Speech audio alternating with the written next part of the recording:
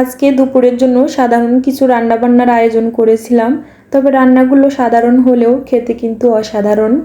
আসসালামু আলাইকুম এভরিওয়ান, কি অবস্থা সবার? নিউ আরেকটি ডেইলি ব্লগে সবাইকে ওয়েলকাম জানাচ্ছি।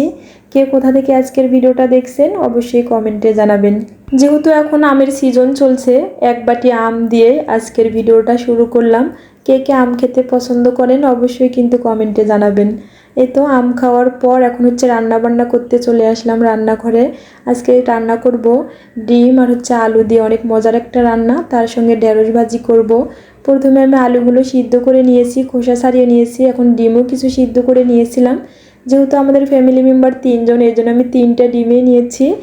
তবে এই রান্নাটা যে কোনো ডিম দিয়ে রান্না করা যায়, ভাজা ডিম অথবা এরকম সিদ্ধ করে তারপর লাল করে নেওয়ার পর এই ডিমটা দিয়েও রান্না করা যায়, যে যেভাবে খেতে পছন্দ করে। আলুগুলো সিদ্ধ করে খোসা ছাড়ানোর পর আমি এই তো হালকা একটু ম্যাশ করে নিচ্ছি, একটু পানি দিয়ে তারপর পাশে রেখে দিচ্ছি। অনেকের কাছে এই রান্নাটা খেতে ভালো নাও লাগতে পারে, তবে আমাদের কাছে অনেক বেশি ভালো লাগে। মাসে একবার হলেও আমি এই রান্নাটা করি, কেননা আমার বাসার সবাই অনেক বেশি পছন্দ করে। ডিমগুলো ভেজে নেওয়ার পর আমি একটা বাটিতে তুলে নিয়েছি। তারপর এখন কিছু এখানে আস্ত জিরা দিয়ে দিচ্ছি, একটু গরম মশলাও দিয়েছি, দারুচিনি, তেজপাতা, লবঙ্গ, সাদা এলাচ, বড় এলাচ, তারপর পেঁয়াজ কুচি দিয়েছি, একটু আদা রসুন পেস্ট দিয়েছি, হলুদ গুঁড়ো, মরিচের গুঁড়ো, জিরার গুঁড়ো, স্বাদ মতো লবণ দিয়ে তারপর মশলাটা আমি ভালোভাবে কষিয়ে নেব। আমি আপনাদেরকে রান্না শেখাচ্ছি না, তবে আমি যেভাবে রান্না করি সেটাই শেয়ার করছি। আমার থেকেও অনেক আপুরা আছেন এখানে যারা অনেক মজার মজার রান্না করতে পারেন। এই তো মশলাটা ভালোভাবে কষিয়ে নেওয়ার পর আমি এখন ম্যাশ করা আলুগুলো দিয়ে দিচ্ছি। দেখেন মশলার কালারটা কি সুন্দর এসেছে। ঢাকনা দিয়ে ঢেকে আমি বেশ কিছুক্ষণ আলুগুলো কষিয়ে নিব।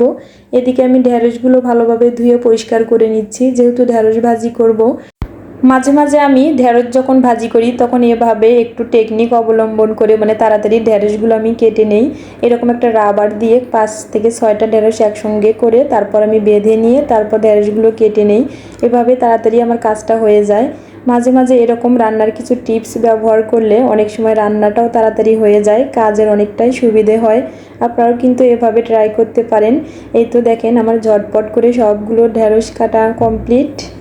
এদিকে আমার আলুগুলো ভালোভাবে কষিয়ে নেওয়া হয়েছে। এখন আমি 1.5 কাপ পরিমাণ পানি দিয়ে দিচ্ছি ঝোলের জন্য। এখন আবার আমি 10 মিনিট রান্না করে নেব। 10 মিনিট পর ভেজে রাখা ডিমগুলো দিয়ে দিচ্ছি। তারপর একটু ভাজা জিরার গুঁড়া দিয়ে দেব, গরম মশলার গুঁড়ো একটু দিয়েছি।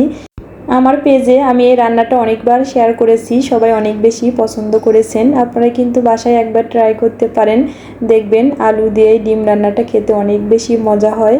তারপর এখন আমি মশলাটা কষিয়ে নিয়ে এখন ঢেঁড়সগুলো ভাজি করে নেব। প্রায় সময় আমি ঢেঁড়সটা এভাবে ভাজি করি, এভাবে রান্না করলে খেতে অনেক মজা হয়।